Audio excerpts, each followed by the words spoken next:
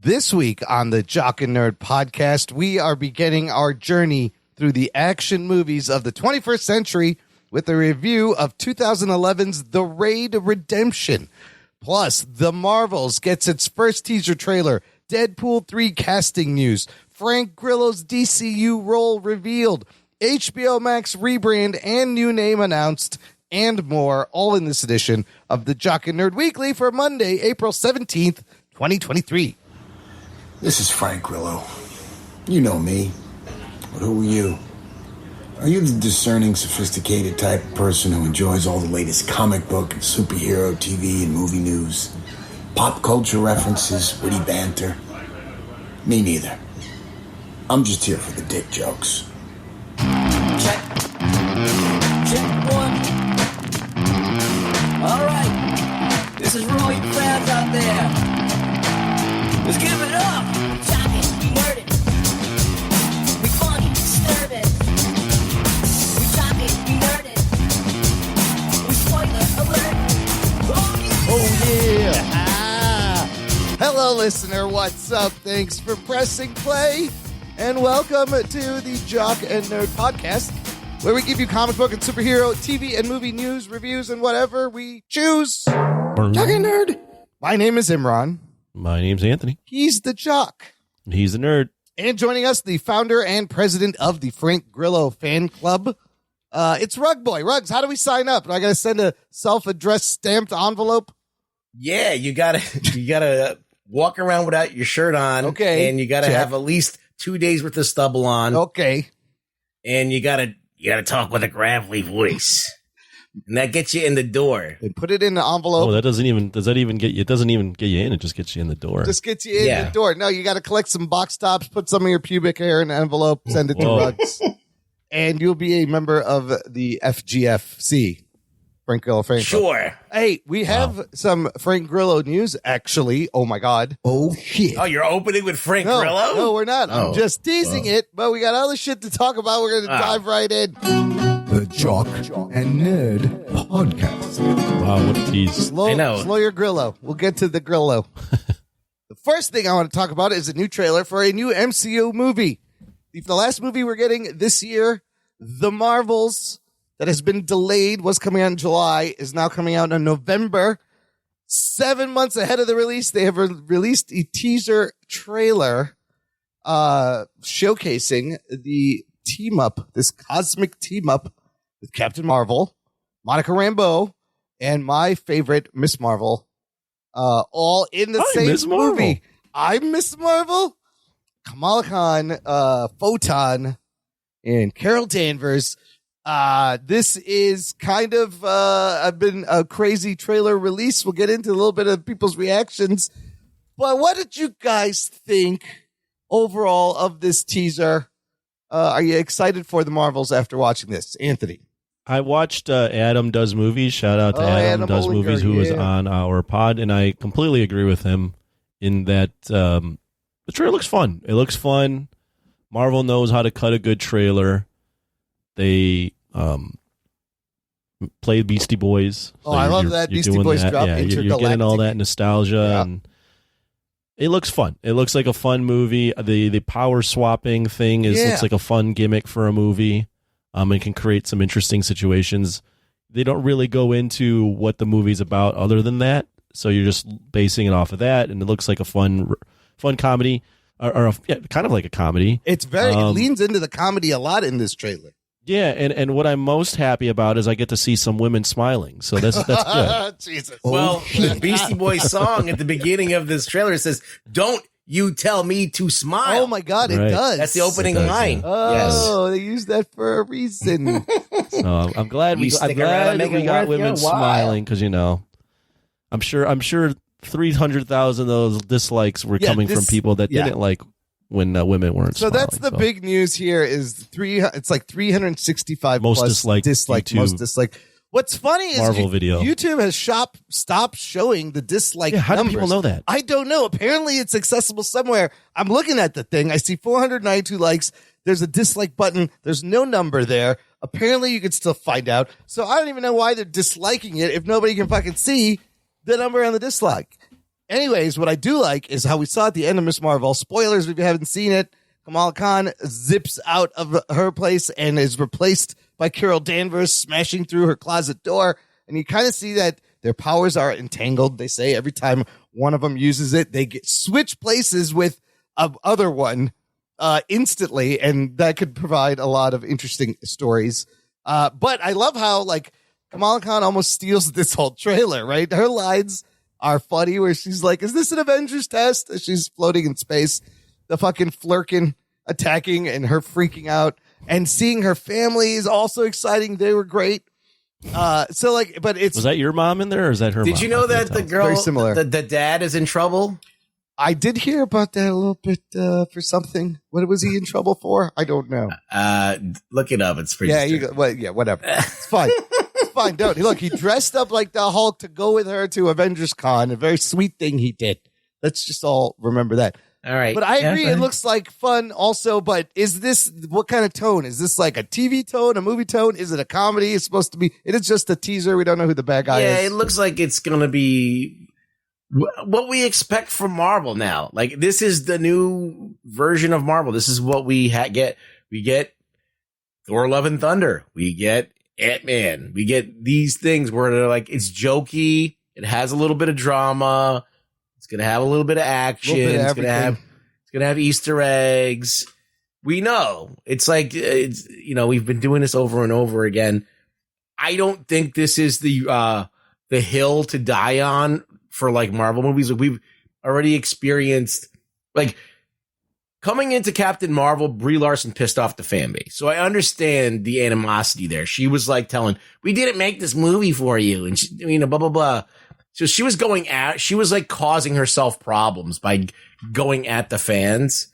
And so she kind of inspired this hatred towards her. But I think at this point, like, we don't need to go there. Like, she hasn't said anything. She hasn't done anything in a while. She's smiling in the trailer. She went and changed her costume so it's a little bit more form-fitting, because after they were comparing how good Spider-Man's ass looked compared to hers. Oh, yeah, I forgot about that. But like, so like, she's quietly been in this movie and now been upstaged by two other people. So let's leave her alone. She does look. I mean, she does, just on the Captain Marvel thing. She does. I mean, I watched the trailer and I went, Brie Larson looks pretty sexy in this. Yeah, her hair's a little different. She's got like some braids but she has, for whatever reason, some of it she did bring on, and some of it, even if you throw in her press tour during Infinity War, it was not the best when she was interacting with Chris Hemsworth.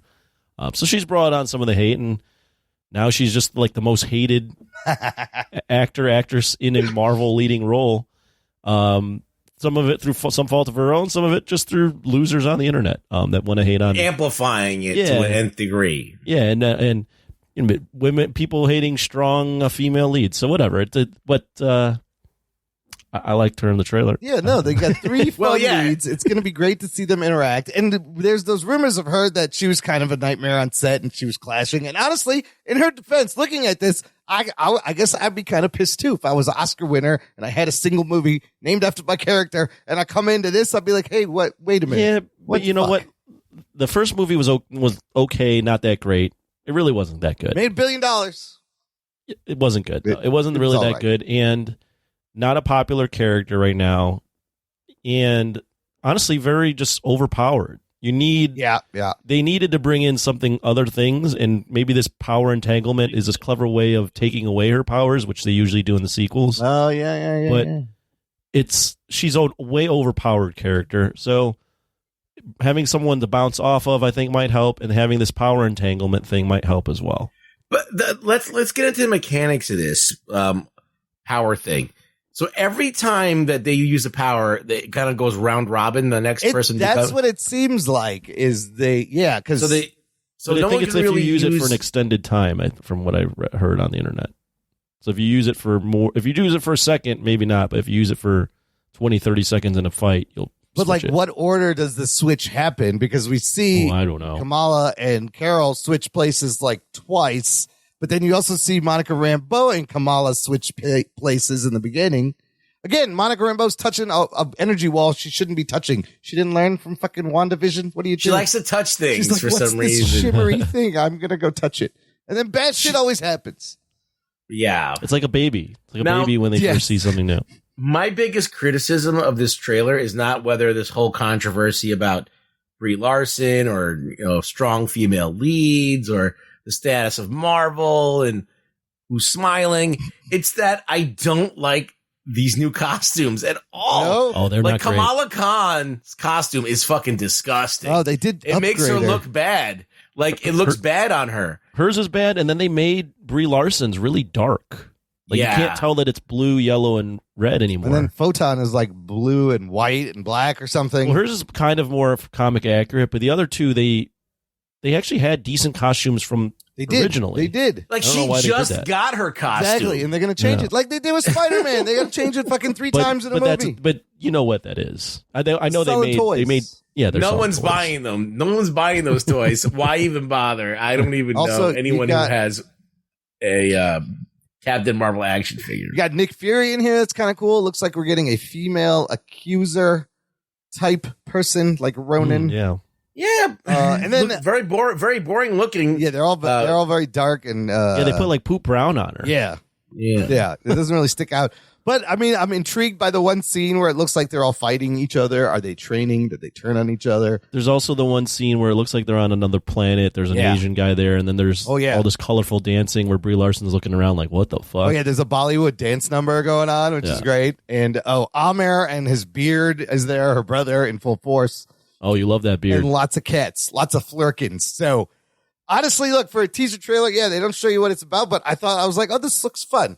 And I actually hope Iman Vellani steals the fucking movie because she is so charming and relatable in Miss Marvel. She is your Peter Parker. She is your POV. You know, her story was she was a fan of the MCU and got a chance to be in the MCU playing someone who is a fan of Carol Danvers and gets powers. Like, it's perfect. And This is a pro wrestling term. yeah. To get someone over. Oh, what does that mean? Meaning to get them popular with the crowd. Ah. And I think they brought in Iman Vellani as Captain Marvel in this movie to get Brie Larson over. It makes because sense. she's so enamored with the character that maybe it'll rub off where the fans go, oh, I like that character. Oh shit, that's pretty good. That's pretty ingenious strategy. And I think it will help her have two characters to bounce off of. I think that chemistry could work. So watch the Adam Does Movies thing because he always over says he injects flair into the way he says things, and the way he says strong female leads. Oh yeah, I love that. It's pretty funny. Yes, I love my favorite thing when he says that. Then after he goes, "It's about time." Yeah, one of these days. Strong.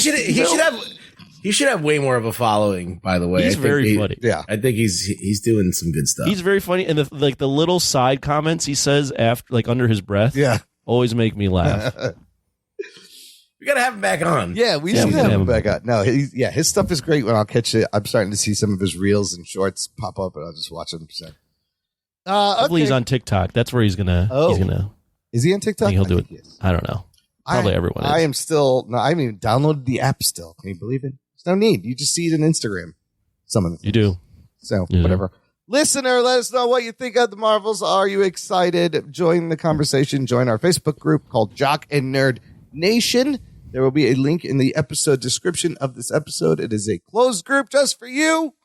Lots of fun, geeky posts going on in there. Okay, moving on.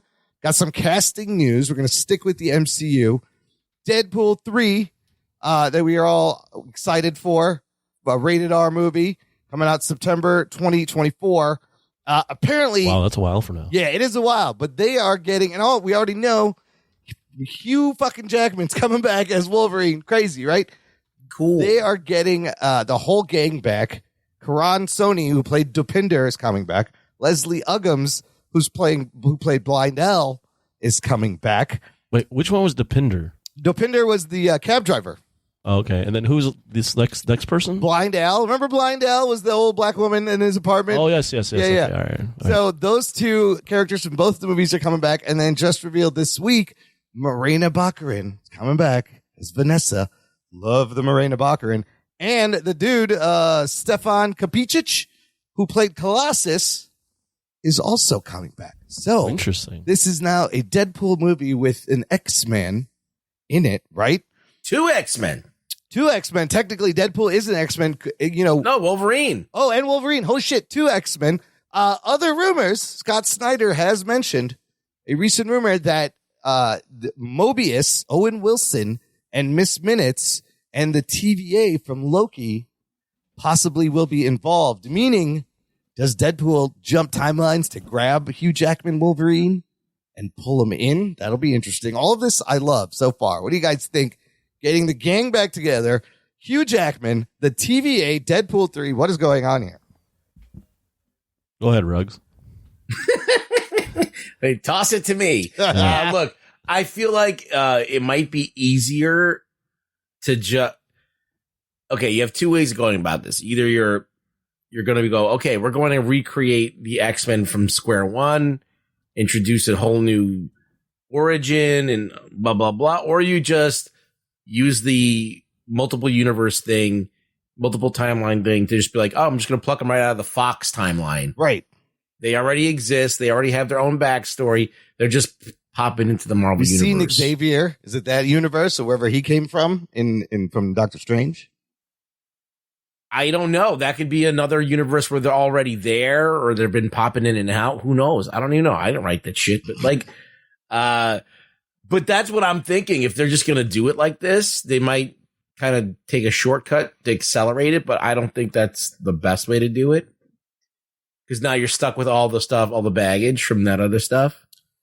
Yeah, that would be. You got Anna Paquin as Rogue. You know, that would be a shortcut. I'd say bring back Josh Brolin, Zazie Beetz as Cable, Domino. Bring them back also. It would be great.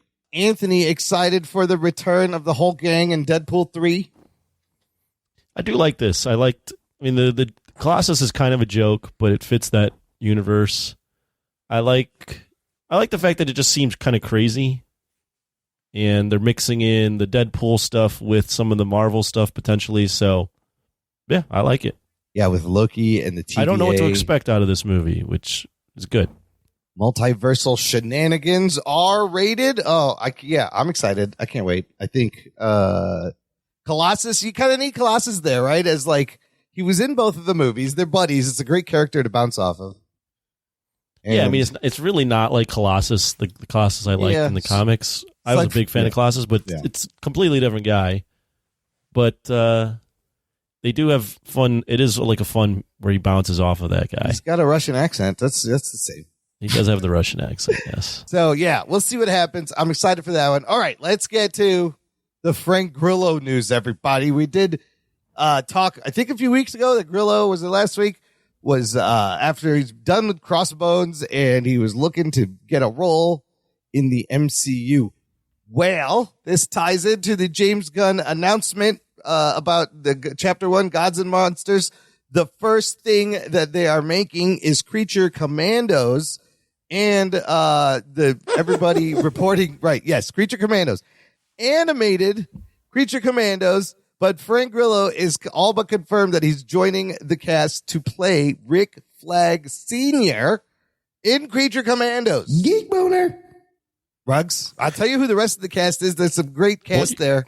Before you say that, keep in mind that James Gunn does want the people that are voice acting to probably also be live action versions of these people at some point. That is correct. And vice versa. Yeah. So go ahead, Rug. Sorry. I just like that Imran's really excited about this, but Frank Grillo's probably not. He's like, oh, I got a damn cartoon voice. He's I like, wanted a little bit. He goes and gets the meeting at DC, and he's like, all right, what do you got for me? And they're like, well, we got your Rick Flag Sr. He's like, who the fuck is that? And he's like, they're like, he's a cartoon. He's like, what the fuck is this? My agent promised me it would be live action. Well, he might be live action one day if it's a good character. Look, he's like, when? I'm going to be 60 soon. We got Joel Kinnaman, who's played Rick Flag Jr. This would be his father in the show. But like you said, Anthony, yes, James Gunn said these characters are going to go back and forth. So the rest of the cast is interesting. You have Maria Bakalova as the voice of Princess Ilana Rostovich. Indira Varma will play the bride. Zoe Chow will play someone called Nina Mazursky. Alan Tudyk is Dr. Phosphorus. David Harbour as Eric Frankenstein. And Sean Gunn as G.I. Robot, also voicing Weasel at some point. And then you have Steve Agee, who played John Economos in Peacemaker live action, voicing Steve Agee animated on the show. So there you go. There's your example. Yeah, voicing John Economos. Yeah, voicing John Economos. So, is it going to be a young, supple John Economos? Or I guess it might be if it's said in the past. Because Rick Flag Sr. is older than Rick Flag Jr. Well, right? what gives that away? but I don't think it's enough of an age difference so they could exist at the same time. That's what I'm saying. They're similar. They are like similar in age. Grillo's probably a little bit older, right? But I would say about 10 years older. Yeah. But this does give you hope for him showing up live action somewhere as Rick Flag Sr. Frank Grillo getting a role both in MCU and DCU, whatever this is called. Well, I hope it works out for Frankie, but we'll see. Yeah, make sure you mention that in the Frank Grillo email you send out. My newsletter will be talking about this at length. The newsletter's going to be hot this week, Frank Grillo fans. Yeah. He got robbed. He should have been fucking Deathstroke. That's what I think. But then you got Joe Manganiello, who's very similar in shape and size. And no, he's not. No? Joe Manganiello's like a foot tall. He's a lot taller. Which one is the light version of the other? Sometimes I wonder. Because they could play like brothers, maybe. Sure. Right? Yeah. Anyways, let's stick with DC Warner Brothers and Warner Brothers Discovery. In fact, because they recently had a big presentation about their rebrand, the future of their streaming product, which is currently called HBO Max. Well, they've come up with a new name. Here's the name. It's Max. That's it. It's just Max, which this may be the worst name out of all of them, worse than Peacock. I don't know.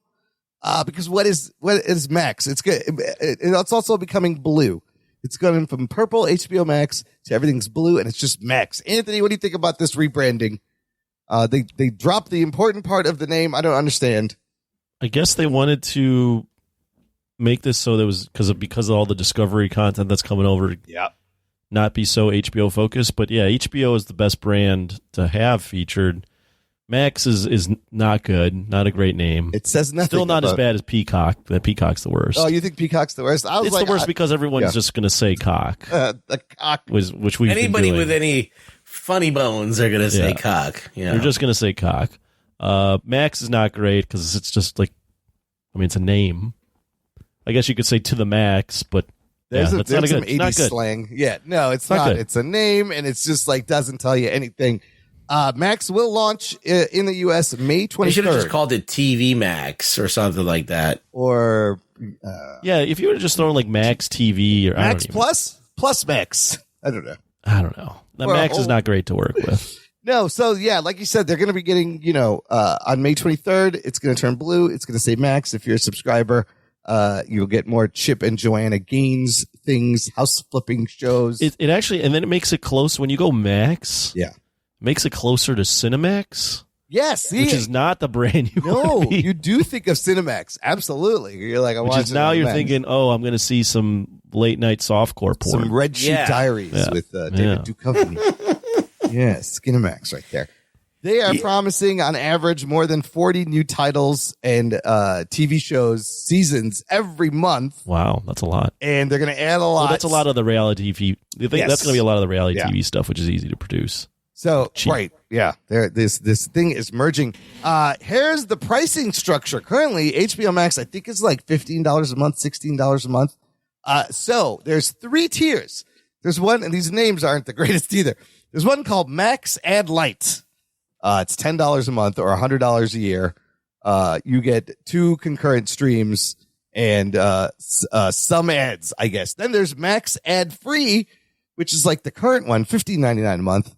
2 streams, I think no ads. And then there's Max Ultimate Ad Free, which is $20 a month or $200 a year. And you get 4 streams at once, 4K offline downloads and stuff, whatever, But so currently HBO Max is it's $15.99 per month.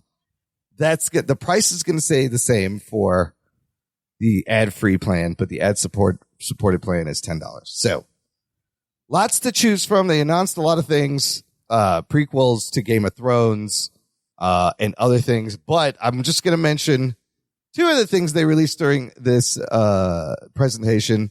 One is this in-production teaser for the Penguin show, it's a weird thing to put out. It's a teaser saying the show is in production. However, you watch this and it's got the tone of Matt Reeves, the Batman. You got Colin Farrell in that crazy makeup, and it looks like he is having a ball being the kingpin of Gotham. What'd you guys make of this? Did this do anything for you, this little teaser? I don't think it was enough to get me crazy about it, but yeah, I would say the same. The only thing is it's just interesting watching Colin Farrell play that role. Yeah.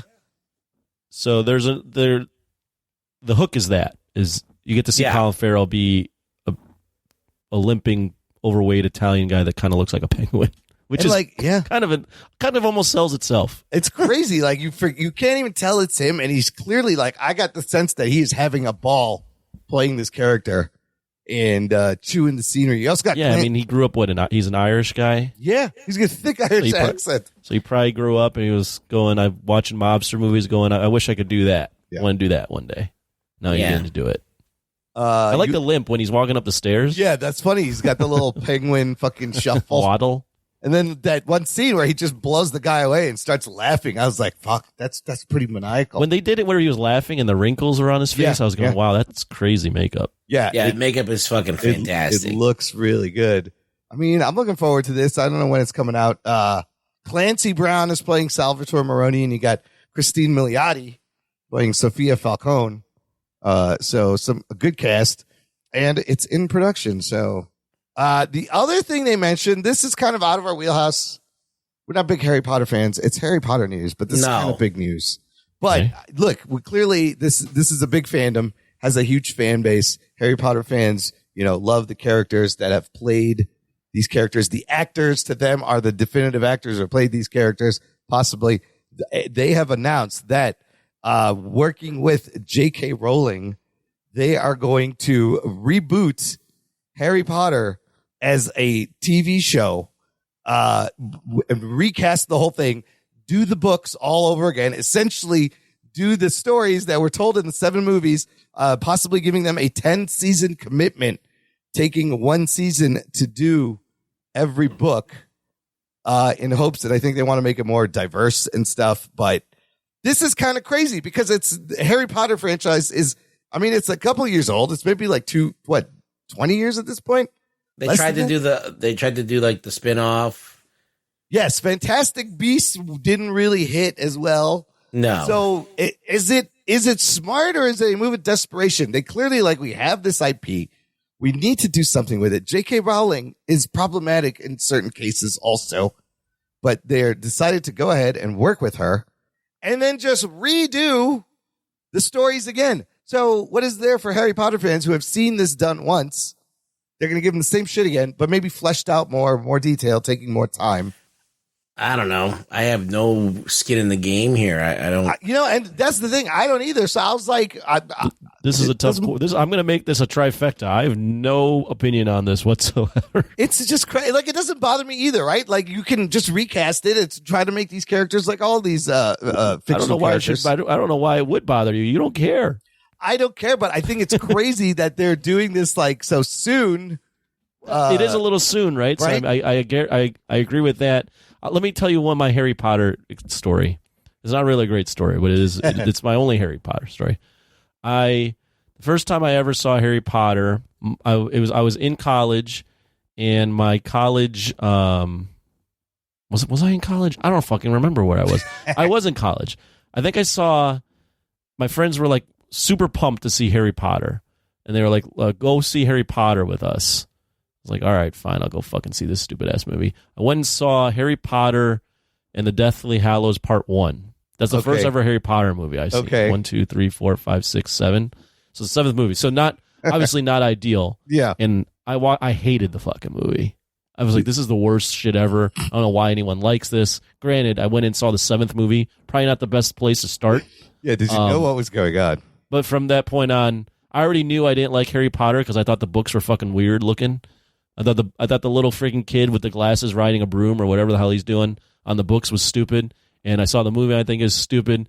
And yeah, I think the whole thing's stupid. But respect to everyone that likes it. My Harry Potter experience was I was working at this job, right? And there was this girl, a really, really cute girl, and she read Harry Potter. And she was telling me about this book, it's so great. I'm like, I read comics. I don't need to read that shit. But there was like a dude, kind of like an incel kind of dude, and he like read all the books just so he could talk to her about the books. And I'm like, dude, that's a little desperate. But that's my experience with Harry Potter. I thought it was lame from the get-go. I wouldn't even to talk to a hot girl, I wouldn't even read it or even fucking pretend to like it. But yeah, there you go. Look, it's got a fandom. I liked Harry Potter the first time I saw it when it was called X-Men, but whatever. That's just me. Yeah. It's Star Wars. That's been Imran's running joke for a while. That's my dig. But it's got clearly there's money to be made here. It's got a huge fan base. There's a whole world. Potter fans are still everywhere. It's still a huge thing. It's pretty big. So for them to redo it, I think it's kind of smart to bring it into a new generation and keep it going. But it just seems odd that it's so soon. Anyways, whatever. That's all that shit's coming to Max. Look it up. Last thing from Peacock, not to be outdone. We just talked about a Penguin spinoff. I got another spinoff TV show. This one is a teaser for The Continental, the John Wick spinoff TV show coming to Peacock about the Continental Hotel, the world of assassins in the 70s, and a young Winston, I guess, and how he becomes in charge of the Continental. This trailer was kind of fun. It's got your 70s vibe. What'd you guys think? Does this get you interested? Do you see some brief action? Doesn't look bad. I can't tell who the lead character is. I don't know what this is. It's just not definitive enough to know. Like, I know it's about the Continental. I know it's about the hotel. It could be about the underworld and all that stuff. But I feel like John Wick is the character we follow through this. So we need this is a definite. We need. I don't know who that person is in this story. Is it Wilson? You said it's Winston. Ian McShane's character. Yeah, Winston. It's Winston. Yeah, Winston. I would rather see Christopher Walken order a bottle of champagne. Yeah, come to the Continental. Yeah. Find champagne. Mel Gibson is in this playing somebody named Cormac for 3 episodes. That's what it just says here. And Colin Waddell is playing young Winston Scott. Okay. Anthony, I made you watch all the John Wicks. Does this intrigue you at all? No. And the reason for it is, one, John Wick is set a high bar. You really need to tease out some action if you're going to do this. Yeah. 2, it kind of looks like a TV show. It looked pretty cheap. And it's only a 3-episode thing. Oh, it's a 3-part event. It didn't look, to me, it didn't really look like John Wick. It looked like shit. Yeah, that's what I thought on it. You got some people firing guns, a dude with a sword. It looks like John Wick 1. Yeah. When they didn't have any money. But there's shootings. Yeah, I don't know. Look, we might watch it and it might be awesome. Yeah. I mean, if they can make like 3 movie-length episodes and the same kind of action. Movie length? I mean, like, if there's only 3, make them a little bit longer. Well, the thing is, it's like, you have an ad, a teaser. Like, I should remember it. Yeah. And I hardly remember it. It's kind of generic, though. Yes, I will. Yeah, I did get that feeling. Like, memorability is like a huge thing, because if I forget what happens in a movie, like after or in a commercial, like 20 seconds after I watch it, it's not a good commercial. What was that selling? That's good. Yeah, this can either be horrible or it's going to be great. I don't know. Could go either way for me, but I'd like more John Wick. I'd like to see John Wick, but this is in the past. So we get to prequel. All right, that's it for the news. We'll take a quick break here. When we come back, we have an update on our latest action movie tournament, and we will be reviewing an amazing action movie right after this. After these messages, we'll be right back. Hey there, everyone. Brian here, host of TV Trivia Pod. It's a trivia-style podcast focusing on TV and movies. Listen in for questions like, what's the name of Michael Scott's screenplay? What do you say to view the Marauders map? And what's everyone eating in the post-credit scene of Avengers? Play along to TV Trivia Pod anywhere you get podcasts. And stay tuned for more trivia. I'm Imran. And I'm Sophia. I'm the brother. And I'm the sister. And we are watching a show about cousins. We're your hosts for Dance of Joy, a Perfect Strangers rewatch podcast. We grew up watching the 80s hit sitcom, and now we'd like you to join us every week as we rediscover our love for our favorite TV cousins, Balky and Larry. You can find our show at danceofjoypod.com and on all major podcast platforms. Now we are so happy, Sophia. We do the Dance of Joy. Imran, this is a podcast. They can't see us. Oh, po. Jock and Nerd. Listener, if you enjoy this show and you get a chuckle or a cringe or a geek boner every time you listen, it is a great time to give back and join our Patreon fan club. Why? Because there's bonus content on our Patreon RSS feed, an exclusive feed just for our Patreon supporters. Shows come out early, extra bonus bullshit. We have a great bonus episode out right now. Anthony, why don't you tell them what's going on over there? Yeah, so I think I've been teasing it a little bit on the regular show, but if you haven't been listening, or if you have and just didn't hear me, or you forgot because I speak and you don't want to listen to me, that's fine. Sorry, what was that? Exactly. So we have this thing called Patreon, and on it we recorded and released our picks for the next action movie tournament, and this one's going to be a little different in that we're combining eras, and we're doing just an overall 21st century action movie tournament. And we decided on 40 movies, but we only actually picked 38 because if you're not a Patreon subscriber, jump on there and listen, because we are giving our Patreon subscribers a chance to vote on the last 2 remaining movies out of 6, I believe.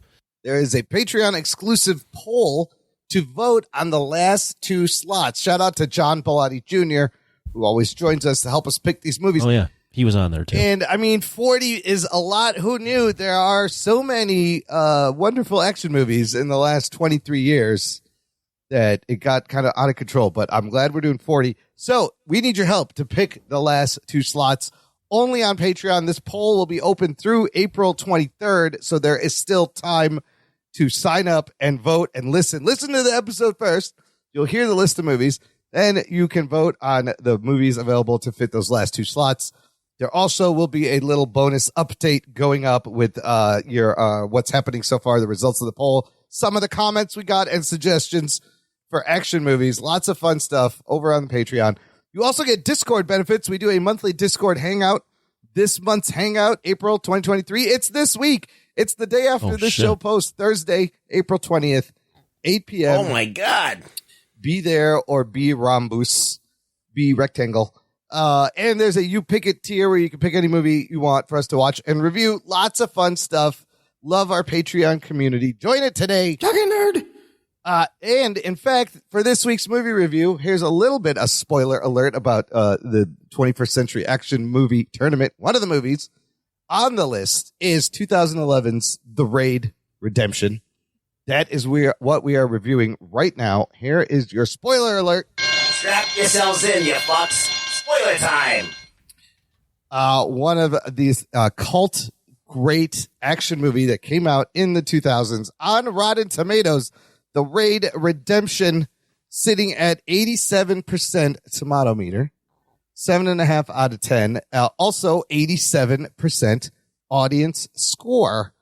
And interesting, when this movie came out, Roger Ebert gave the movie 1 star. Oh, shit. This is a 1-star Ebert movie. It's not for him. I love Ebert. I've always read him for years growing up, and I always kind of agree with this, but maybe it wasn't for him.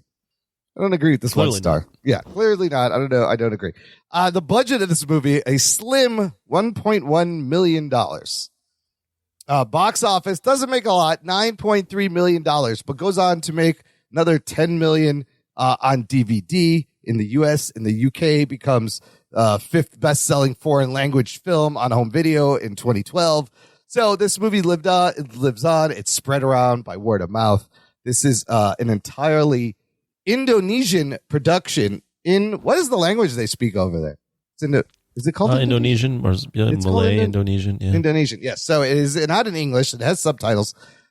Directed and written by a white guy, Gareth Evans. There's a story about that. We'll get entirely Indonesian production, except the guy who directs it. Yeah, except the guy who directed and wrote it. And as far as the cast, the notable people you need to know from the Indonesian action movie landscape is Iko Uwais playing the lead Rama, and Joe Taslim as Jaka. And there's a dude who looks like Ali Young. It's not Ali Young. Looks like his name is Yayan Ruhian, playing Mad Dog, who also helped with the stunt coordinating. And then a lot of Indonesian names. I'm not going to tell you anymore because you're probably not going to know them. Doesn't matter. Anthony, had you seen this before? I watched it for the first time a couple weeks ago after after seeing John Wick 4 and going, wow, that was fucking great action. I literally went, I got to catch up and watch some of the action movies that everyone talks about. And then that kind of inspired me to message you guys and go, hey, we're doing a 21st century tournament. Yeah, and I love when we prepare for these tournaments that we're going to review a couple of these movies because we all got to rewatch. There's 40 movies, out of them, there's a bunch that I need to rewatch. But reviewing them on the show is a great way to lead up to the tournament. So I was like glad we were reviewing The Raid because I also had never seen it. Saw the one scene, but I wanted to sit down and watch it. Anthony, what happens in The Raid Redemption? The Raid Redemption is basically like a SWAT team, but in Indonesia, that is tasked with clearing a building that is overrun by a drug lord. And the main character played by Iko Uwais. Is it Iko Uwais? Yeah, I don't know how you say it. I don't know exactly how to say it. He's playing a character named Rama, who's a rookie police officer, has a kid, part of the mission, but also part of the mission for different reasons. He doesn't have a kid yet. She's pregnant. He's got a pregnant wife. Right, yeah. And he's part of the mission to do his job, but he's also in it for another reason.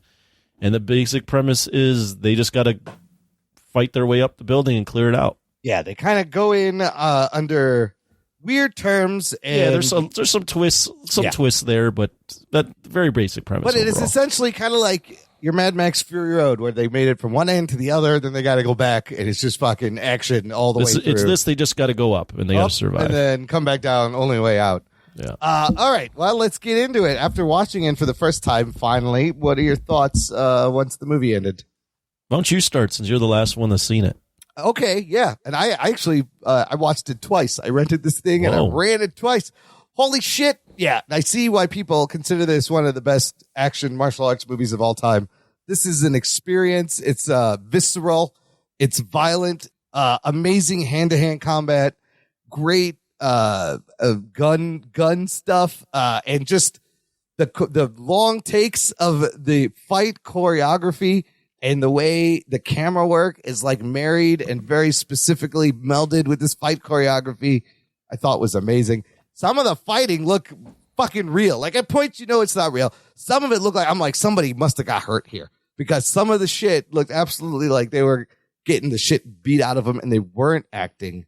But no, I really love this movie. The twists are great. It's a good runtime, efficient storytelling. It gives you like a little montage, literally gets right into it. And the bad guy is also great. Tama. You got Rama, you got Jaka, you got Tama. I did love the bad guy. Mad Dog. And then Mad Dog. Yes. And a couple of great action scenes that we'll get into. But holy shit, I was like, okay, I get it. This makes other things look fucking like they're just cartoons. Yeah. I saw it maybe a couple weeks ago. I liked it then. You can definitely see the influence it had on the way modern action movies are made.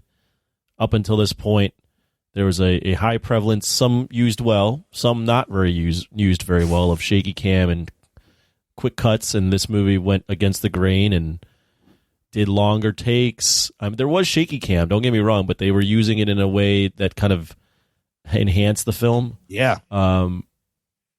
Very basic story, but you're there for the fights, and the fight scenes are amazing. the 2-on-1 at the end is great. The hallway fights. I mean, there's just so many good fight scenes. There's a lot of really cool camera work too.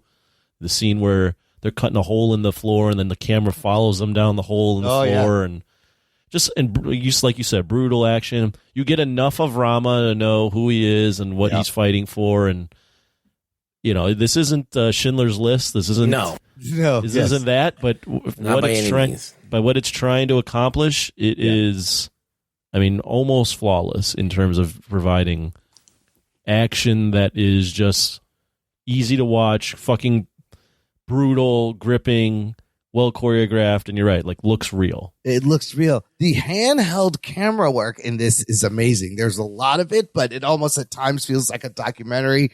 But the way they, specifically match the camera work to the fights, and even each fight is like a story within itself. There is a rhythm to it.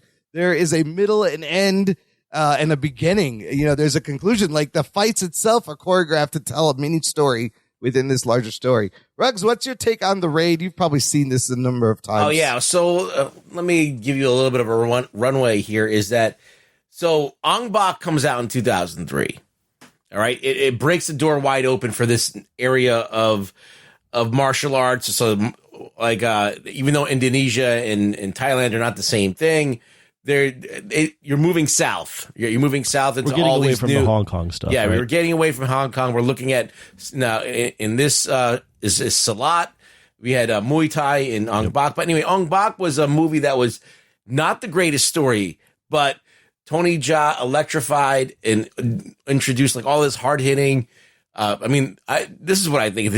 They're actually hitting each other on screen. That's what's going on. That's what it looks and the like. impact are so like well done and on another level of like either people willing to take the shots or whatever that The Raid. Now this is a bunch of years later after Ong Bak and Tony Jaa has like they're looking for the next guy now, right?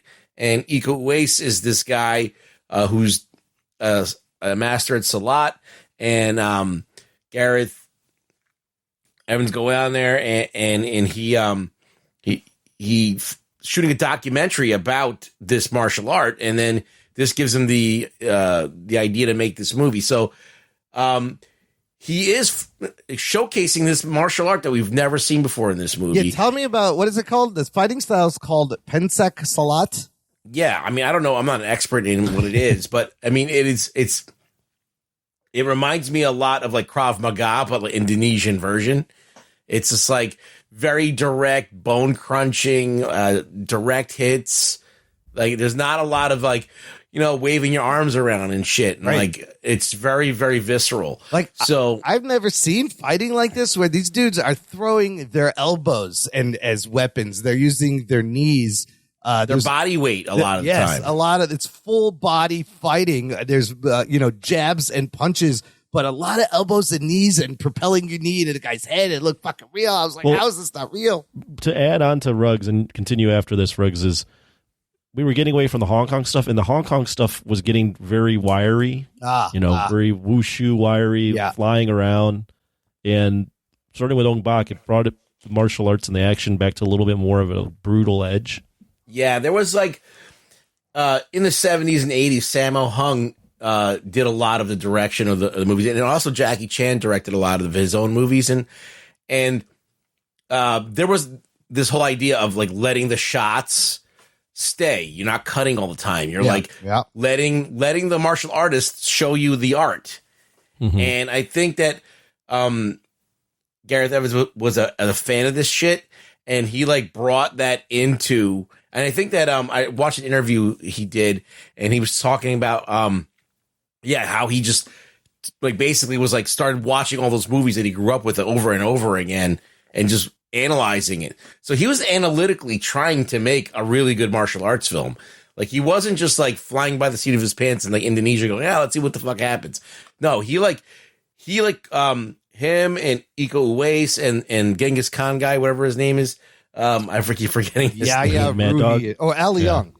Yeah, no, Ryuhi, whatever his name is. Yayan Ruyan, Mad Dog. Yeah, Ruyan, Ruyan. I can't pronounce that name. I don't even have it in front of me, so I can't even read it. But like, they would go and like shoot this on video, like the whole entire fight scene, and then reshoot it and reshoot it again. Oh, shit. Until they had like a shot for shot thing that they're going to repeat when they actually made the movie. I did see that.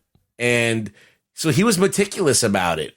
And, you know, he wanted to hide certain things and he wanted to show like maximum impact. And so this is like, as much as Iko Uwais' skill with fighting and being a master salat, I think that the director is really huge and adding even more impact to these fights. Yeah. He gets the initial fighting Yeah, I mean, style. those shots where the camera's moving around the hallway and you don't see that the camera's in the hallway and they're doing 360 shots of them circling while they're fighting. Oh, yeah. Like, that's movie magic right there. Yeah, I think that they also introduced like great finishing moves and brutality and impact. Like he's ramming a guy's face into the wall like numerous Several times. Yeah, like one of my favorite scenes in this is when he's got the batons and they're all coming at him with the fucking machetes. Yeah, there's the machete and he's gang. And this is right at the beginning of the movie. Yeah, Like was one of the first major fight scenes. Yeah. And it's like hard and fast. It's like moving at top speed. And I was just watching Ip Man, and in comparison, like they're moving slow mo compared to this shit. And then, I mean, I'm talking about like they're moving at full speed, but it seems slow compared to this kind of trading blows and just like blades just missing with like a fraction of an inch. Yeah, and they're spinning around, and it's clearly like, I love how like there's no stuntman. Like this is the guy. He's doing his own stunts, and he's the actor. It's all So that scene is when he's taking his buddy to like room 726, right? So not only he's got to fight these dudes off, and he's trying to protect his friend who is injured and on the ground, and like the tension is great because this whole building is full of bad guys. Tama has alerted them that like take them out, you'll get to stay here for free. So you don't know where people are flying out of the doors. Everybody's coming for you. A lot like John Wick, a lot like Dredd, as this, you know, the Judge Dredd movie had the same thing. But the building becomes a great location with this center hollow stairwell to do fun things. Throw someone off the stairwell and they break their back. He just lands There's perfectly. great fatalities in this. I also love and there is slow-mo, but I love how he uses slow-mo in stuff relating to gunshots, where the kid gets shot. Every time there's a gunshot, it's kind of in slow-mo. That one scene where they're in the dark, he's killed the lights, and the guy shoots. The other guy notices something, on the level above. He goes, wait. You see the slow-mo muzzle flash, and it reveals their location. And then the dudes just fucking open fire, slaughter a lot of them right away in the first firefight. Yeah, I mean, there's some brilliant stuff in here. It is like it ramps up the tension as it goes, and then you kind of get to that crescendo fight where they're both fighting the Mad Dog. Mm-hmm. And that's like a crazy fight. That's insane fight. It goes on a little bit long. I love it. I love it. It's great. Keep going because it changes. Offense changes so many times, and again, they're telling a story. Like you think they have him, and then he flips it, and then they flip it again, and you're like, holy shit! It's just. We also get the establishing of this little guy who you think, oh my god, this little guy. But you get the establishment that Mad Dog kills Joe Taslim's character with his bare hands, right? And says that that's what he likes to do. Yeah. So you get this build-up character, and the guy's literally taking on both, and he's like, and it's credible. Yes. He's this little guy. Yeah. And he's like in the room torturing the guy, and when he sees, he just lets him off and like lets him get taken down. He's like, all right, both of you, let's go. Well, I love how they set that up, because these are the two henchmen of Tama, Mad Dog, and Andy turns out to be Rama's brother, why he's really there to get him out. And I love how they don't trust each other. They set that up right away. And then he's torturing him, and then him and his brother. That fight scene is crazy. It's insane. Yeah, it's 2-on-1. It's really long. Couple of great details about how it ends. Again, the story, you think it's over when he takes a glass tube, the shattered fluorescent tube, and shoves it in Mad Dog's neck. You're like, all right, he got him. Nope. Mad Dog does not go down. Still kicks their ass with the tube in his neck. With blood is spurting out of the fucking tube for like another 2 minutes.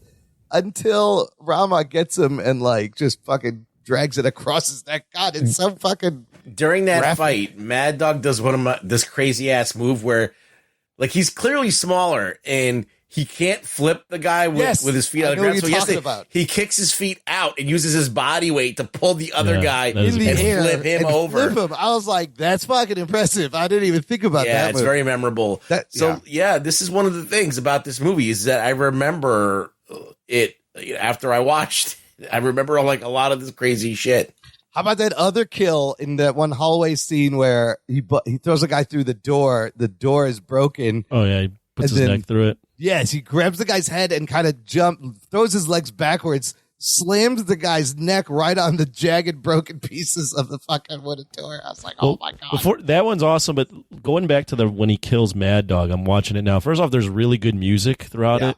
They build it, but... Was Mike Shinoda the guy who did the music, or... Was that this one? Was that the Raid 2? It might have been the Raid 2. It's like good industrial electronica kind of fucking... We have to look that up. But while we figure that out, I like how right before the way he kills Mad Dog is he breaks one arm, he breaks his other arm, he breaks his back, then he fucking takes the tube and cuts it across his throat. I was like, oh my God. That's the final kill. You gotta put this guy down like fucking John Wick, one in the head. It is, I mean, it's a great fight scene. I know some people think it's long. I know Bilotti mentioned it on our Patreon that he thought it was a little long. I thought it was I was just enamored by seeing this one guy fight. You never really see it like that. Usually the hero's fighting two people or fighting more than one. Right. In this case, the villain is fighting two, and he's a little guy, and yet you're like, fucking kill that little guy. And he's kicking their ass. He's whooping their ass. It's so crazy. Let me just throw in, I love the movie. I think it's great. I have just two small criticisms of the movie. Okay. I think it's budget reasons, but it is, you got to call these out. I think the movie looks like shit in terms of actually the camera's great, but I think the saturation's not great. I know what he's going for. It's almost black and white. I know he's going for this grunge look, but if you go look at the Raid 2, it looks completely different, and the impact is still there. Number two, I think it's to hide the cheapness of the set. I mean, they're hiding stuff, right? Like I think it's budget. Number two, because the movie, I think filmed 1 million fight scenes. Yeah, I think they lose track of who dies and who doesn't because there's some scenes where he's killed some people and then they show up later. Yeah, I mean, I was gonna say that. Like they killed that guy with the long hair like 6 times. It reminds me a little bit of the 80s action movies where you would see weird shit and you're like, wait a minute, they fucked that up. And they just kept it in. Yeah. So those are my two criticisms of the movie. So my only other criticism is like it ends kind of anticlimactic weird because then the bad guy just gets kind of shot in the head. But the ending is not as robust as it should have been. 2-on-1 fight is your big essential last Mike Shinoda, scene. by the way, did do the music in the US. Did do the music. Yeah. But that's all, the resolution of the real bad guy in Tama is basically never trust the one white guy in your group, right? That's all that comes down to. Because he fucking sold him out and screwed him. Well, is he white? He's just a light-skinned Indonesian. No, he's just a guy with gray hair. Isn't he a white guy? Look like a white guy. No, he looks whitish, but like... His name is Wegu. I totally thought, I'm like, who's this old white guy with all these? There's a large diaspora of he looks like a fucking Indonesian. Caucasian, yeah, bro. Indonesia has very ethnically diverse. The guy playing Wahoo, his name is Pierre Gruno. That doesn't mean he's white, like he's full white. His name is Pierre Gruno. Hold on. I was watching Ip Man 4, and there's a scene where there's a guy who's clearly some part Asian, or maybe I've just observed this wrong. He's an Indonesian actor and model. All right, okay. Wow, he looks but so they were Caucasian. calling him white the whole time because the narrative needed him to be white. See, he could play a fucking white guy. And I just thought it was very odd. No, the best is in Shin Godzilla when they have the Japanese chick. Oh yeah, that they say is from America, or like half American, right? And they have her speak English, and she has a heavy Japanese accent. She's supposed to be the American representative. That's how they sound. It's weird sometimes when they do make those choices. Asian movies. They got to do what they got to do. Or even like Squid Game, they have the Americans in the room with the masks. And they're talking in such a way that's like no man speaks English that way. Yes, a little exaggerated. But I guarantee you, when we do the same shit, they're like, "This is wrong." Yeah, it's so wrong.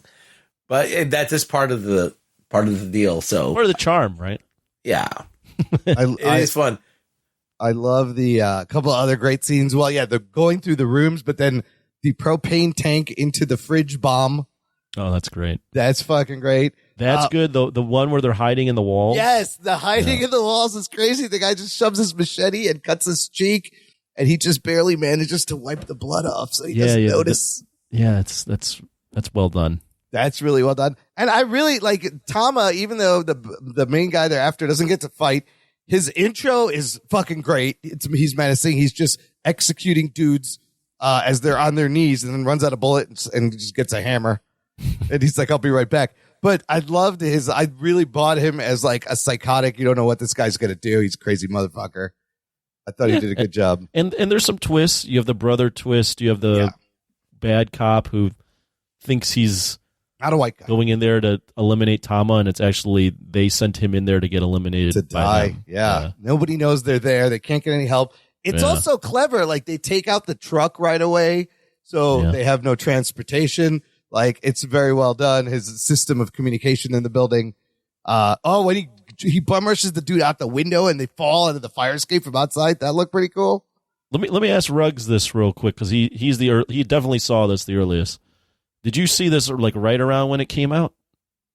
I saw it as soon as I could get it on video. Yeah, that's my next question. How quick did this spread amongst action fans? Where it was the people were going.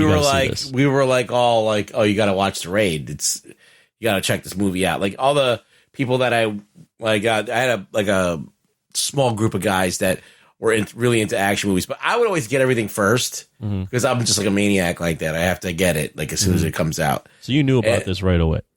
Yeah, I think so. I was on a lot of message boards that were all action based, action movie stuff, and so I was deeply into this stuff. And back in those days, there was more of an internet community where you could go. Like there was like Dark Horizons and Ain't It Cool News and fucking I can't remember the other ones. There's a bunch of different ones, and they would always be into like action, the newest action movie, and so I would find out from there and get a hold of these things. And they'd reviewed them and gave them great reviews. So it was for me as Ong Bak like completely reignited my faith in martial arts film because as I said, I was getting tired because they were doing great martial arts films in Hong Kong but I had already seen like The Killer and all those movies and Hard Boiled and all in Iron Monkey and all those other like historical Hong Kong films with the swords and stuff like that and the wire work. So I was like waiting for a resurgence in like I don't even know why. I think Rapid Fire. When I saw that movie, I was like, okay, like when are we gonna get another action star like that can do shit? And then all of a sudden, Ong Bak comes out like a few years later, and I was like, all right, this guy's the motherfucker. And then all of a sudden, this guy's the motherfucker.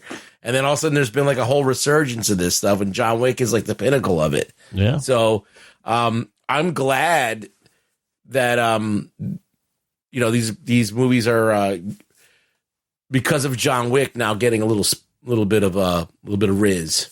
Yeah, you can see straight line from The Raid to John Wick, right? Not only The Raid to John Wick, but after having reviewed Dredd with you guys, you see the clear Dredd influence. Dredd is the same thing. Right? He goes into the building, he's got to fight his way lock down a building. Yeah, same fucking story. It's not martial arts based, right? But the building was similar too, right? And Dredd, it was open in the middle, just like the fucking Raid. But I remember hearing about this movie for years. I love how this opens because you get a great like montage like you would get in the 80s. Now, Indonesia being a predominantly Muslim country, you see the dude praying and training, and he's a badass. And I got to say, watching this made me feel really guilty because it's Ramadan and I'm not fasting and I'm not exercising like the fat fuck that I am. And here's this guy who's praying 5 times a day and kicking ass. So yeah, did not feel great, but you know, to each his own. What are you gonna do? But just it is the way, a very 80s open, where right? But I love it. It guy's works. training. You see him punching the bag real Yep. fast. And you go, yeah, he's clearly a badass. He's badass. He prays. He's got a pregnant wife. Boom, and then you're right into the truck, heading to the building, and they're explaining what they have to do. I was like, all right, they didn't waste no time. I fucking love it. What other favorite scenes? I think we went over all. There's like 2 big hallway scenes, which are iconic, and again, influences in the Daredevil show and other things, and also from Old Boy. All of those hallway fights are coming from this movie here. Yeah. Like this and Old Boy are the 2 hallway fight movies. And I think Old Boy, when did Old Boy come out? Old Boy was first, so this takes kind of Old Boy and puts it to another level. Okay, so you have Ong Bak, Old Boy, kind of like in the DNA of this movie as well. Mm-hmm. I love like analyzing this shit because like you know that they all watch the same shit because it's all the shit that they fucking love. And they're like, how can we one up that? Yeah, bigger? How can we go? Yeah. How can we take another thing and make it different? So it's interesting the DNA. The drug lab fight also very exciting. They're on tables. There's a lot of it's just another environment, and it's also very visceral. Well, that one's exciting too because not only Iko Uwais fighting, but there's another guy in there fighting. That's his part, like one of his people in his special forces unit. Oh, that's right. Doesn't that? And them 2 against all those guys. 2 against everyone. And then that because he gets killed too, right? Only 3 of these fuckers make it out at the end. Yeah, that went in, which is everybody else. Does he die? I forget. No, just the guy that he had in the room is alive. The guy he stashed that got inserted. That's Bowo, I think was that character's name. Yeah, everybody else died. Yeah, so him and the white guy who's not a white guy. And Iko Uwais, and well, Andy's not. You know, I'm saying the cops that went in. Oh, gotcha. Yeah. Only fucking 3 of them come out.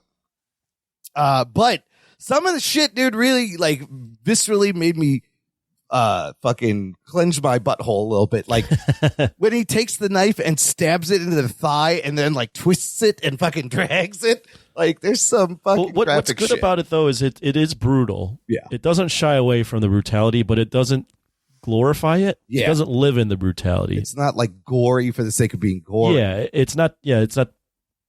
It's you don't have a scene where they linger on even like back in the day Bloodsport, they linger on the broken leg for a bit, and you're just like, oh, that's like fucking squeamish, right? There is squeamish stuff, but they're not lingering on it. They don't revel in the violence. And the Raid 2 is a little bit more of the hammer fight. Oh yeah, well the Raid 2 is another whole discussion. It's a different animal, but like he's got a show, the Gangs of London. That's the guy Gareth Evans who did this. Gareth Evans does. Yeah, it's that show that Dope Pope's always going on and on about. Oh. And it's a show, and they have fight scenes. I don't watch the show, but every once in a while I'll YouTube the fight scenes, and they're pretty fucking brutal. And there's good action, but I don't know if it's enough. I don't know if watching the action is enough to watch a whole entire series for me. But I definitely will just YouTube the action. I used to do that with Banshee. Banshee also had good fight scenes too. So I would like instead of watching the show, I'd be like, watch the fight scenes, and you could if you're not interested in sitting through the whole season of that, the fight scenes are online. Check them out. Apparently, this guy Gareth Evans' next movie is called Havoc. Yes, it's gonna be on Netflix. It has Tom Hardy is the lead. Forrest Whitaker, Timothy Olyphant are in the movie. Dude, it's an action thriller. Cool. I'm down. I'm down for whatever his next thing is with Tom Hardy. After a drug deal goes awry, a detective must fight his way through a criminal underworld to rescue a politician's estranged son while entangling his city's dark web of conspiracy and corruption. There you go. Gareth Evans doing what he does best, right in his wheelhouse. Fucking shit gone wrong. Got to fight your way out. And with Tom Hardy. Well, yeah, there's I feel like that he's one of the better directors. Oh, he's good. That understands action. You got the Selesky, you got Leach, you got a couple of other guys that are really good, and McQuarrie. Yeah, and then hopefully John Woo comes back with a vengeance. John Woo's silent Joel Kinnaman movie gets coming out? Let's see if that's any good. So they've also been trying to make an American remake of this for many years. It's called Judge Dredd. Well, but there's a 2018 Filipino movie called Buy Bust, which also has a similar premise. So yeah, no, they want an American remake has been trying to get done. As of January 2022, Netflix had picked up the rights to make a remake of The Raid. The movie is going to be directed by Patrick Hughes, whose credits include The Hitman's Bodyguard and Expendables 3, as well as this upcoming Netflix action comedy called The Man from Toronto that comes out in June.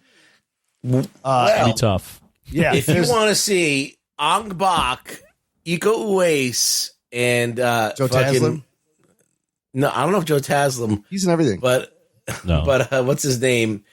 There's a movie called Triple Threat where all three of them are in there. Isn't it Michael J. White and Scott Adkins too, right? Oh, Yeah, Scott Adkins. Adkins. Yeah. I do want to watch that at some point. It's not no It's not spoilers. highly rated. It's not going to be as good as this, but they're all in it and they all fight each other. Yeah, that sounds fun. But yeah, check that. And To remake The Raid, I mean, that's gonna be tough. I mean, if you look at remakes of Asian movies, the Old Boy was remade, by Spike Lee, and that gets terrible reviews. Really? Spike Lee With did Josh an Old Brolin. Boy? Why the fuck haven't I seen Yeah, that? he did it. He did it with Josh Brolin. Shit. Josh Brolin. It And it's wasn't fairly bad, terrible. but it wasn't bad, like bad. But I mean, it was like pointless. Like Pointless. the movie, the Korean movie is just a masterpiece. I think it works better in that. It works better in that genre. You know. I think Michael Bay is also producing the remake. Who did Six Underground? The He's Raid? done, because he's done a bunch of Netflix things. The plot says it's going to be set in Philadelphia in the drug-infested Badlands. Or same thing. Elite undercover DEA task force has to go climb the ladder of cartel to catch a kingpin. But are they going to do kung fu and stuff? I mean, See, kung that's fu. the thing. Salat. Without that Salat fighting style, that's just use anything and everything around you, kind of like John Wick, right? They does the same thing. But the fucking elbows and knees to the faces in this movie are just fucking brutal. Oh, you got to see Ong Bak. Okay, there's more brutal. In my opinion, that's more knees and elbows. You got to watch Tom Young-gong too. Oh, boy. That's That great. one's on my list. Yeah, these are all on my list, and they might be in our tournament there. We'll find out. All right, let's final thoughts. Give me a rating. What you think, Anthony? What are you going to give it? I'm going to give it a 9.5 out of 10. Shit. The only reason it's deducted a half point is what I mentioned earlier. It looks a little shitty, and there are some stuff that they could have caught as far as actors that died and show up later. But 9.5 out of 10. The influence is clear. Yeah. Especially after not seeing that, but seeing all the other stuff that's come after, and then coming back to this, like, and it still holds up. Yeah. Great action.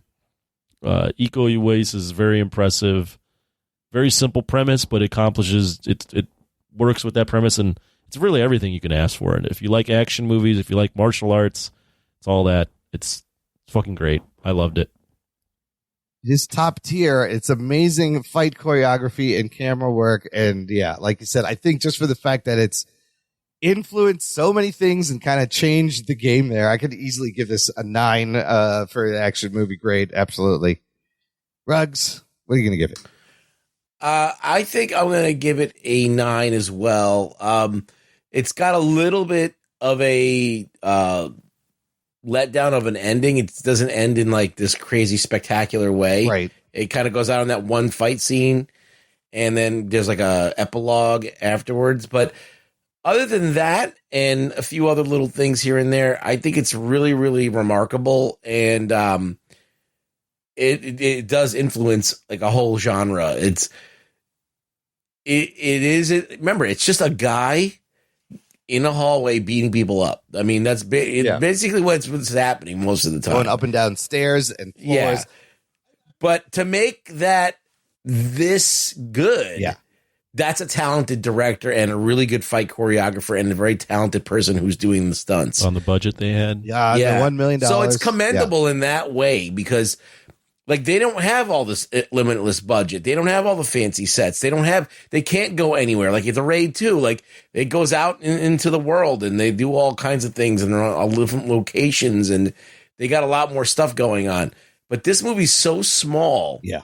And it only has it's stunt team really to in the visuals and how it's shot to really drive it, and that's just an accomplishment right there. I don't know how it got 1 star from Ebert, but I don't think he was really paying attention, because I think that if you do watch this and go, wow, they really entertain you with hardly anything, just guys beating each other up for like an extended period of time. Perfect runtime, it's easy to watch, doesn't overstay its welcome, and fucking entertaining. And I even like the resolution of the brothers at the end, where he went in there to get him out, but the brother who works for the gang is like, look, this just fits, this suits me, it's my life, thanks for coming, but I'm staying.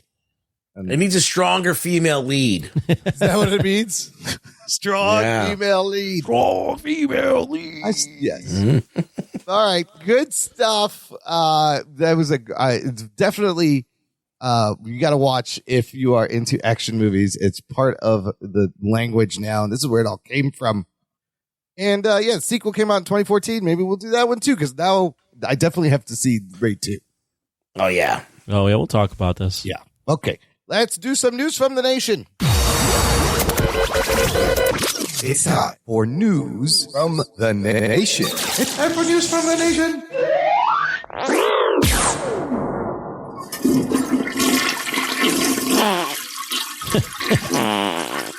It stinks. It stinks. It muffled. stinks. That was like when you get the thing on the end of the trumpet. You did a little wah, wah. I just wanted to share one quick comment about our last episode from listener Brian Goff, who was at the last Discord hangout. Brian, it was great to see you there. Hopefully you could join us again. But regarding last week's episode, he says, hysterical episode. You guys killed it this week. I'm sorry it was at your expense, but the whole conversation about your age and the David Beckham picture was so goddamn funny. And to that, I say I'm glad somebody got some enjoyment out of it. There was blood in the water, Imran. Humiliation. A shark can only do so much. It was funny. I mean, I laughed when I listened to it again. I was like, you motherfuckers. Anyways, that's what we do. Hilarity at my expense. Moving on. Hey, it's for the listeners. Yeah. You gotta think of that. Yes, it's for you. I do this. I take this abuse for you. Hey, you bring it on yourself. You equated the raid to your not being a good Muslim and working out. You did that. I mean, we didn't say anything. You did that. Yeah, it made me ashamed to be a good Muslim. It had literally nothing to do with you, and you found a way to relate it to yourself. Everything's about me. Like this next thing, it's not. Rick Martinez posted a link to this article about the Amazon acquired MGM a little while ago, and they are planning on developing a lot of properties. In the headline, it says RoboCop, Stargate, Barbershop, and more series being developed by Amazon. Rick Martinez says, let's see how many actually get made. But I thought it was exciting that now Amazon owns this MGM content. They could do a fucking cool RoboCop TV show. Would you want to see a RoboCop TV show? What's it about? That's a good question. It's a good question. Maybe bring back what's his face to be RoboCop, wasn't it? What's his name? Joel Kinnaman. It was Joel Kinnaman. Yes. That movie isn't a bad RoboCop. It's just bloodless. That's all. It's a little forgettable. Oh yes, it's very bloodless. RoboCop should be rated R. What they should do is if they do a series, they should do some sort of sequel to the original RoboCop. Yeah.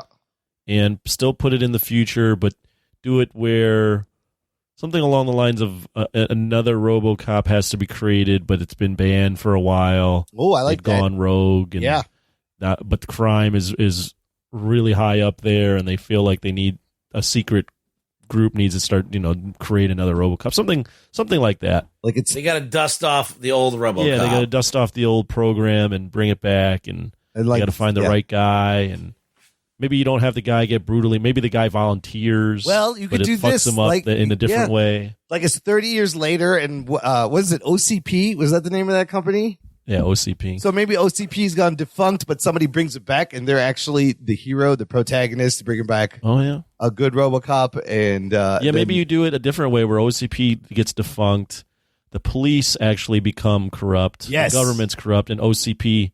They bring back OCP because they need the RoboCop stuff. Well, I think this is a good thing. It's like they have to retire Murphy Yeah. Because, like, let's say it's some humanitarian group. It's like, this guy is trapped in this robot body. It's not, let him die.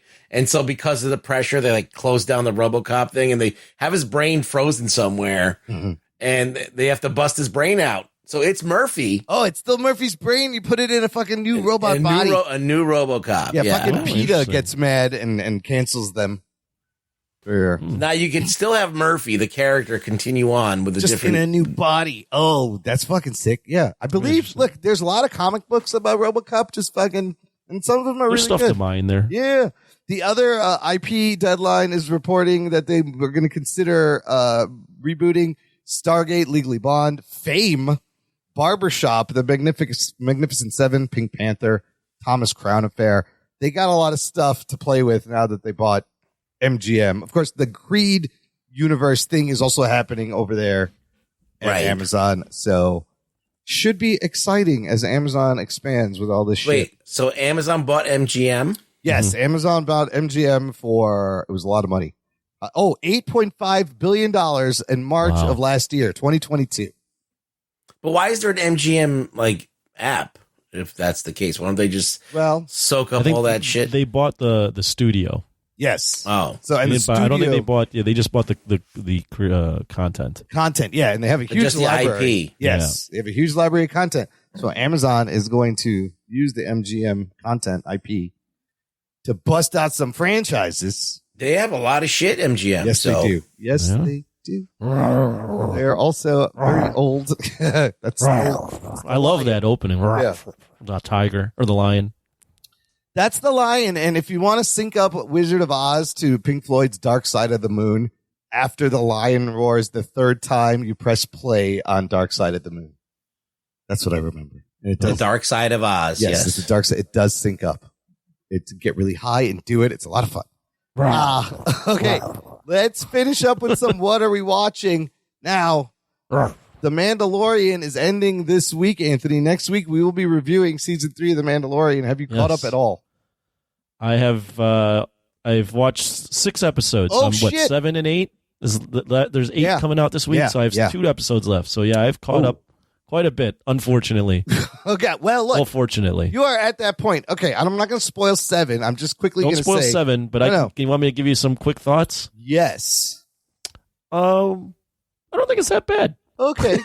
I don't think it's that great, but I don't think it's that bad. The only issue I have with it is, one, I do agree. A couple weeks ago, you said there was a meandering episode where they went and followed someone else, which was strange. The only other thing I have is I don't really know where it's going. Yeah. Every episode's been different. Yep. Maybe this has been a common theme before, but it just feels like I don't know exactly what we're building towards right now. I do, but you have to watch the next episode. You've seen one more episode. Well, that's the thing is I felt the same way. And the last episode you watched was that Jack Black, Lizzo, Christopher Lloyd. Oh, yeah, that was that one. So Yeah. that one especially. So I'm going to say this, first of all, episode 7, 6 and 7. The series goes from probably the weakest episode of the season to the fucking best episode of the season because it's all about the story, where it's going. Finally, set late in the game. You can talk about it. They fucking give you I don't need to. the story. Care. No, look, it was, and what'd you think, Ruggs? He's gonna watch it, but I was kind of impressed by episode 7. It's interesting because once again, you think it's going one way, it goes another way, and there's some surprises there, and some good action. There's some action in there. There's an actual you're like gripping your seat at some points in this. You're like, oh shit, yes, and it still feels like a show, but it feels more like a movie than a show. Yeah. It doesn't feel fully like a movie, but it feels more like a movie in this episode. I was like, finally, they're getting to the fucking story. Big name drop of a character. A great fucking Grogu bit that I loved. Right. My favorite line, Anthony, you'll see, it's not spoiling anything, but Baby Yoda and the little Enzelin are passing by. The little Enzelin just goes, "Bad baby, no squeezy," and runs off. It's so fucking funny. Apparently, people are saying he dropped a motherfucker there somewhere. I didn't hear that. Oh, really? Yeah, I didn't hear that. But a couple of the memes I loved regarding Christopher Lloyd's appearance. Have you seen the thing where it goes, Christopher Lloyd went from being a man in a DeLorean to being in the Mandalorian. That's kind of funny. And then there was like a Robo Grogu or Grogu Cop. It was Grogu Cop. Yeah, I saw that. Kind of thing. Those are all great. Yeah. And then also another similarity was to Krang from Teenage Mutant Ninja Turtles. Remember Krang? The little guy in the belly. Kind of. That whole thing was great. There's a robot. Essentially, he's making the robot. It's like a robot orgasm scene. Just going, yes, yes, yes, yes. I was like, this robot is getting off. This is great. So Grogu finally gets to do stuff and kind of be strong and help. And there's some fun shit. So is that in this episode or the one about that was the last episode. One he hasn't watched. Anyways, will they nail this ending? There's a lot now that they've dropped all these bombs in the penultimate. I don't know. I hope that it's good because I have a theory. There's a lot of theories floating around. I don't want to spoil anything, but we'll talk about it next there's week. so many theories about what's going on. And if it does come true, wow, it's going to be crazy. Yeah, they did a lot of allusions to things. I was like, oh my God, that's that. So yeah, next week we will review the whole season. I'm glad you caught up. Sorry, Anthony, but thanks for it wasn't as bad as I thought it was going to be. See, we set it up to enjoy it. You set me up where I was going, oh, this is going to be complete dog shit. Real quick, I finished that show Beef on Netflix with Stephen Yeun and Ali Wong. It's a fucking great show. Beef? It's this is a show you cannot predict what is going to happen. The last few episodes are just fucking wild. I had no idea where it was going, and I was enjoying the ride, and these two give excellent performances. So and Jake Schreier directing. So this team of Lee Sung-jin, the writer, Jake Schreier, director, Stephen Yeun doing Thunderbolts. Gives me a little bit of hope. They got some chemistry. There's some good style there. We'll see if they can pull it off. Beef. Ruggs, you watched something big. What'd you watch? I watched the Super Mario movie. Oh, get the fuck out. You know what? What's funny is my wife actually, she never wants to go see movies with me. And she's like, I kind of want to see this because we used to play Mario together on the Wii. Okay. Everybody loves Mario. And so I may go see it. I don't know if it'll be weird. We get surrounded by kids. We have no children. No, there was a lot of adults in there. You went to see it at night. Okay. So, this movie has made over $600 million globally, I believe, so far in like 2 weeks, almost 350 domestic. Not reviewed great, but the fans are loving it. What did you think?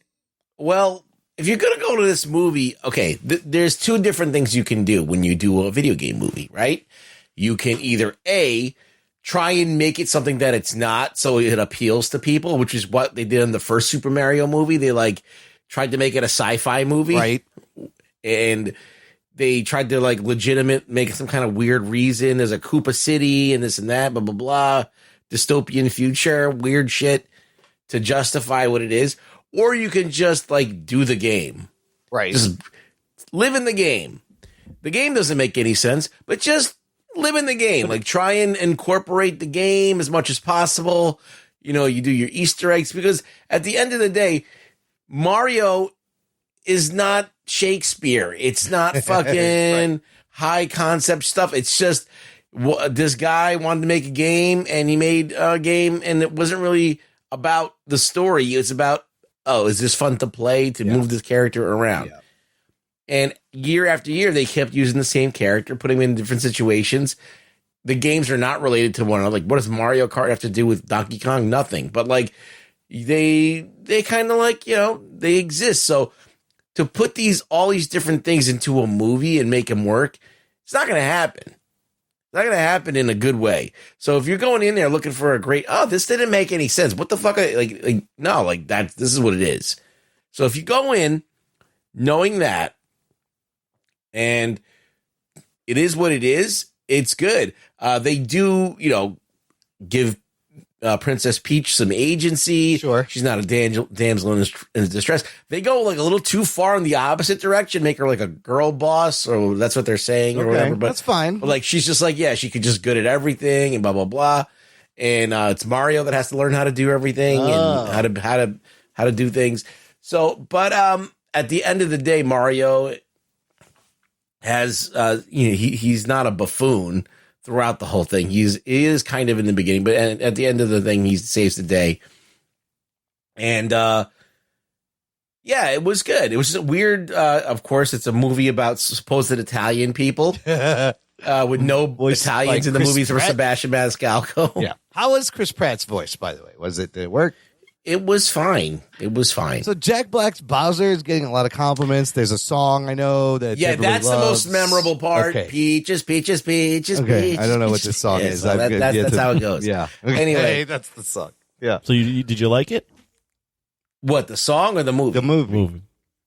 I thought for what it was fine. It was like I was happy that it stuck to the game. That at the end of the day, all I care about is the integrity of the movie. Of like, I'm paying to see Super Mario. Am I seeing Super Mario, or is there some other bullshit wrapped in Super Mario? Mm-hmm. And no, this was a movie for Super Mario fans who love the game, who want to see things. They changed a couple of things about Princess Peach and stuff here and there. I'm not really a big Mario historian, but like just from the stuff that I know from playing video games my whole life, I feel like they did include enough.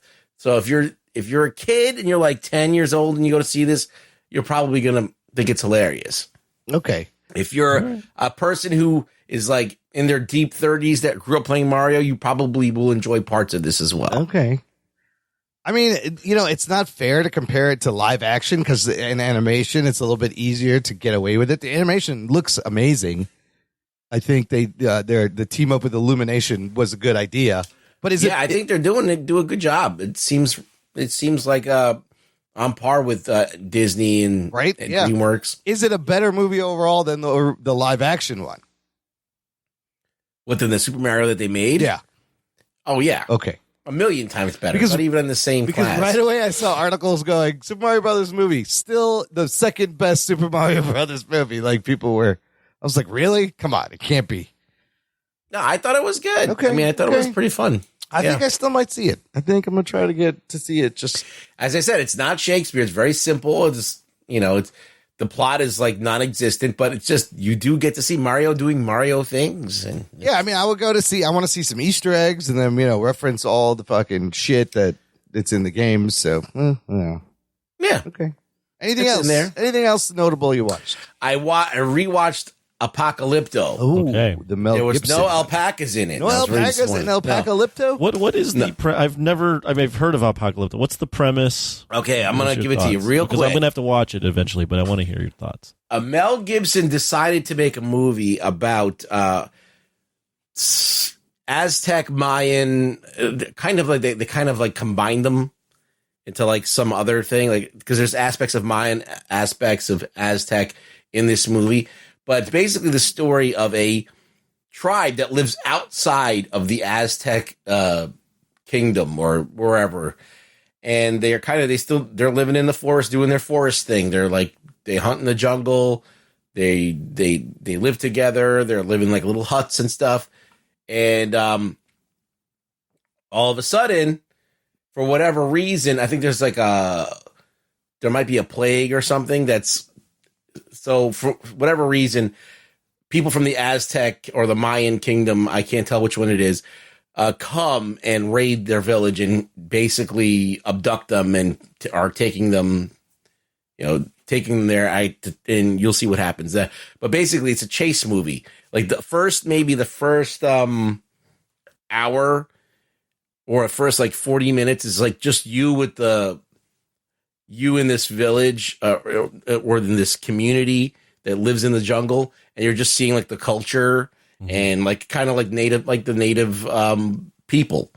Mm-hmm. And then you see that there's another group that's not so nice, and what do they do to people? And then the last like hour of the movie is a chase, and where he's trying to get away from them and whatever. And it's really, really well done. And I just think that Mel Gibson paid a lot of attention to like the detail of like what things look like, who he cast in this movie and everything like that. So there's a very good sense of historical realism into it. Doesn't it use like the original language, the native language? Is there any English in this movie? I think that people had a problem with how the brutality of it, because it's, Mel Gibson loves to get brutal. And so he gets like, Braveheart was brutal. Like this is brutal. Passion of the Christ. Oh my God. Yeah. Super brutal. Like, so it gets super brutal in this movie, and it might be like, if you're squeamish, you might not really be into some of this, but I love the reality of it and how it's just a good movie about observing a culture, this ancient culture. It's like a very cool movie, and where it's also an action movie. It's also an action movie at the same time. So it's not wall-to-wall action, but there is like a hunting scene, then there's like a raid, and then there's an escape. And those are the three big action pieces in this movie. And it's done really well. All right. I'm excited to watch it, especially since spoiler alert. It might be in the tournament. It's an action movie. I feel like it's not as much as an action movie as I remembered it to be, but I still think it's very powerful. Okay. So I don't know if you want to put it in, but I really think it's if you consider Braveheart to be an action movie, it's kind of like along the same lines of that kind of drama, or The Patriot or whatever, you know. Well, it's in there. Yeah. Oh, The Patriot. All right, good stuff. That's it for this week, Ruggs. Where can the listener find you online? On Twitter. Come find me on Twitter at ReallyRugBoy. Come follow me. Come retweet me. You can click a link to his Twitter. Yummy. Anyway, all that stuff is in the episode description. Links on how to support and connect with us on social media. Most importantly, listeners, share the show, spread it around. We would appreciate it. Spread it around like the STD that it is. Thanks for listening to the Jock and Nerd Podcast. My name is Imran. My name's Anthony. He's the Jock. He's the nerd. We'll peep you next time. Be more funny. I fucking loved it. Gentlemen, this is Democracy Manifest. Peaches, peaches, peaches, peaches, peaches, peaches.